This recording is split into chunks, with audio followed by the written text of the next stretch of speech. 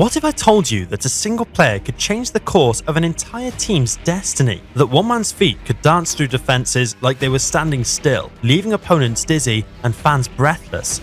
Ladies and gentlemen, buckle up as we dive into the genius of Eden Hazard at his absolute peak. Get ready to witness magic, because we're about to answer the question, how good was prime Eden Hazard?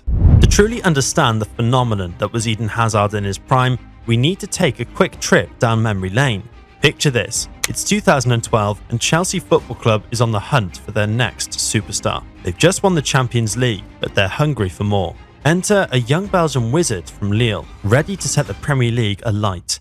Hazard's arrival at Stamford Bridge wasn't just a transfer, it was the beginning of a new era. Chelsea had secured a player who would go on to redefine what it meant to be a modern attacking midfielder. With his low centre of gravity, lightning quick feet, and vision that seemed to bend space and time, Hazard was about to embark on a journey that would etch his name into the annals of Chelsea history. But Hazard's impact wasn't just about his individual brilliance. It was about how he transformed Chelsea's entire playing style, becoming the heartbeat of a team at the top of English football. As Hazard settled into life in London, the Premier League was about to witness something special. The young Belgian didn't just adapt to the physicality and pace of English football, he thrived in it. His first season saw glimpses of the magic to come, but it was just the appetizer for the feast that was about to be served. The environment at Chelsea was perfect for Hazard to flourish. With world-class teammates around him and managers who recognised his unique talents, the stage was set for him to become the main act in Chelsea's show. But it wasn't just about the support he had, it was about the challenges he faced and overcame. Rivalries with other top clubs like Manchester City, Arsenal and Liverpool pushed Hazard to new heights. Every big game was a chance for him to prove himself, and boy did he take those chances. The tension in the air before a London derby or a crucial Champions League night only seemed to fuel Hazard's fire. As the season progressed, so did Hazard's influence on the team. He wasn't just a player anymore, he was becoming Chelsea's talisman. Fans would hold their breath every time he received the ball, wondering what piece of magic he'd conjure up next. But with great talent comes great responsibility, and Hazard felt the weight of expectations on his shoulders. The Premier League is unforgiving, and every week brought new challenges. Defenders would double up on him, managers would devise specific plans to stop him, but Hazard always found a way. The build-up to Hazard's prime years was like watching a master painter prepare his canvas. Every touch, every dribble, every goal was a brush stroke, slowly but surely creating a masterpiece that would leave fans and critics alike in awe. And then it happened. Eden Hazard hit his prime, and the football world stood still to watch. The 2014-15 season was when everything clicked into place. Hazard wasn't just good, he was unstoppable. His dribbling skills reached new levels of ridiculousness. He could beat 3-4 defenders in a single move, leaving them tangled up like pretzels. But it wasn't just about the fancy footwork. Hazard's vision and passing ability turned Chelsea's attack into a well-oiled machine. He created chances out of thin air, finding teammates with passes defied logic. It was like he had eyes in the back of his head, always one step ahead of the opposition. And then there were the goals. Oh, the goals. Hazard didn't just score, he painted pictures. Whether it was a curling effort from outside the box or a mazy run that left half the opposing team on their backsides, each goal was a work of art. He scored 19 goals that season, but it felt like each one was worth double. His performances didn't go unnoticed. Hazard was named the PFA Players Player of the Year and the FWA Footballer of the Year, but more importantly, he led Chelsea to the Premier League title. This wasn't just a good player having a good season, this was a superstar dragging his team to glory. But Hazard wasn't done. The 2016-17 season saw him reach even greater heights. Under new manager Antonio Conte, Hazard was given even more freedom to express himself on the pitch. And express himself he did. He scored 16 goals and provided 5 assists in the league, but those numbers don't even begin to tell the whole story. Hazard's influence on the game was total. He didn't just participate in matches, he conducted them like a maestro. His ability to control the tempo of a game was unparalleled. When Chelsea needed to slow things down, Hazard would put his foot on the ball and dictate play. When they needed a spark, he burst into life with a dizzying dribble or a defense-splitting pass.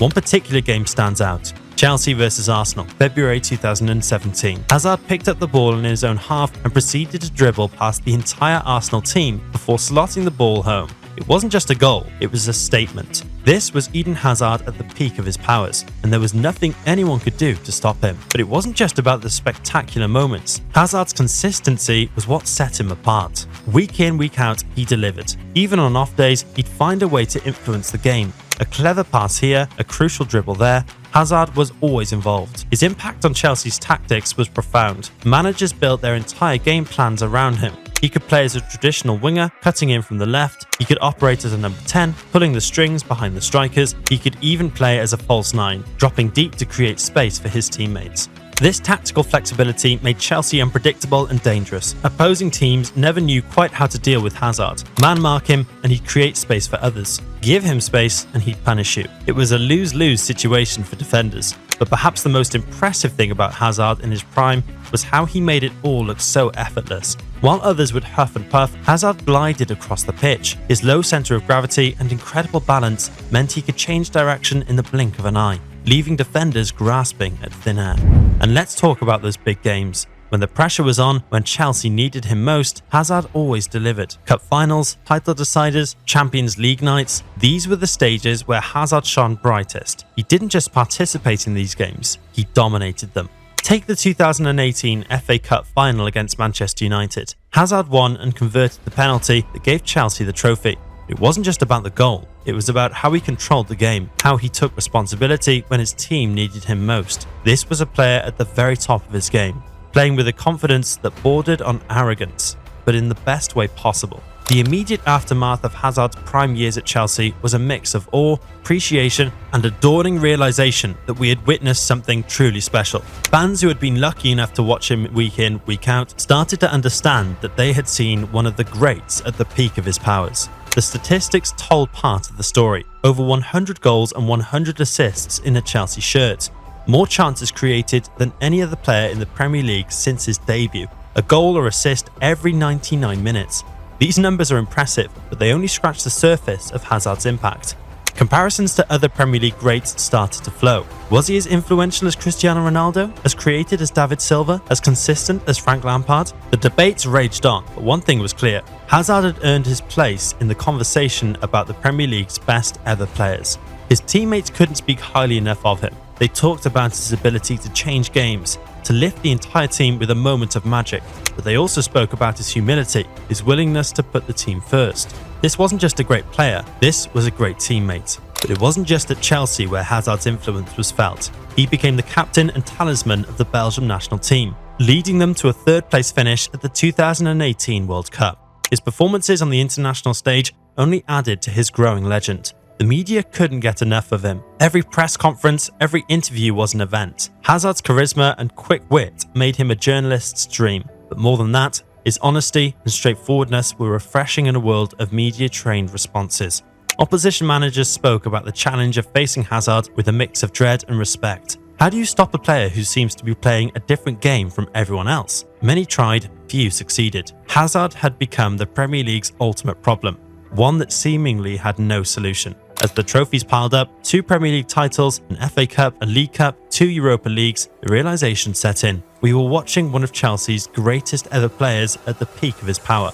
The comparisons to club legends like Gianfranco Zola and Didier Drogba were no longer far-fetched. They were justified. But with all that success and adulation came speculation. How long could Chelsea hold on to their prized assets? The biggest clubs in the world were circling, ready to pounce. For Chelsea fans, every transfer window brought a mix of hope and fear. Hope that Hazard would stay, fear that he might leave. The long-term repercussions of Hazard's prime years at Chelsea are still being felt today. His impact on the club went far beyond the trophies and individual accolades. Hazard set a new standard for what it meant to be a Chelsea player, a benchmark that future signings would be measured against. His style of play influenced Chelsea's recruitment strategy. The club sought out players who could complement Hazard's style, who could match his creativity and flair. This led to the signings of players like N'Golo Kante, whose defensive prowess gave Hazard more freedom to express himself. But Hazard's influence wasn't just felt on the pitch, he became a global icon, helping to raise Chelsea's profile around the world. Shirt sales soared, social media engagement skyrocketed, and a new generation of fans fell in love with the club because of Hazard's mesmerising performances. His success also had a ripple effect on Belgian football.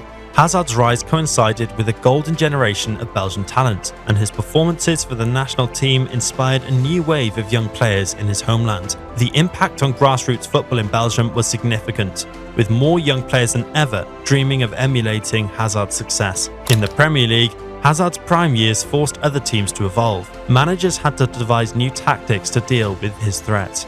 But perhaps the most significant long-term repercussion was the void left when Hazard eventually departed for Real Madrid in 2019. Chelsea had become so reliant on his brilliance that his absence was keenly felt. The club had to reinvent itself, to find new ways to create and score goals.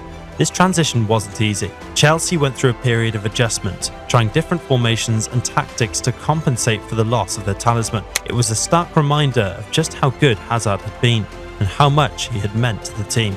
Yet, in a way, Hazard's departure also opened up new opportunities. Young players like Mason Mount and Christian Pulisic were given the chance to step up and make their mark. While they couldn't replicate Hazard's individual brilliance, they brought their own unique qualities to the team. The financial impact of Hazard's transfer to Real Madrid was significant. The reported €100 million fee gave Chelsea the funds to reinvest in their squad. This led to the signings of players like Kai Havertz and Timo Werner, as the club looked to rebuild a new attacking force.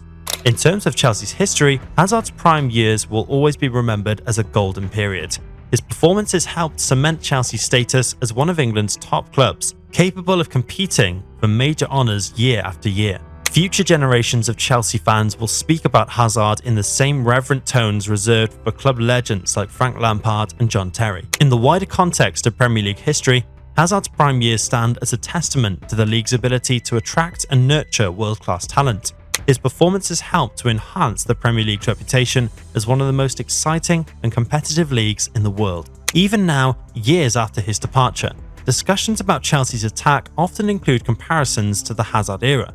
If only we had someone like Hazard, fans and pundits alike would say. It's a testament to his enduring legacy that he remains the benchmark against which Chelsea's attacking players are measured.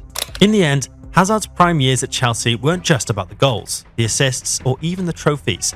They were about the joy he brought to the game, the way he could make even the most cynical football fan believe in magic. His time at Chelsea was a reminder of why we fall in love with football in the first place, for those moments of pure, unadulterated brilliance that leaves us speechless. And there you have it, folks, the story of Eden Hazard in his prime, a tale of skill, determination, and sheer footballing genius. But if you thought Hazard's story was impressive, wait until you hear about another footballing legend. How good was prime Robert Lewandowski? Trust me, you won't want to miss it.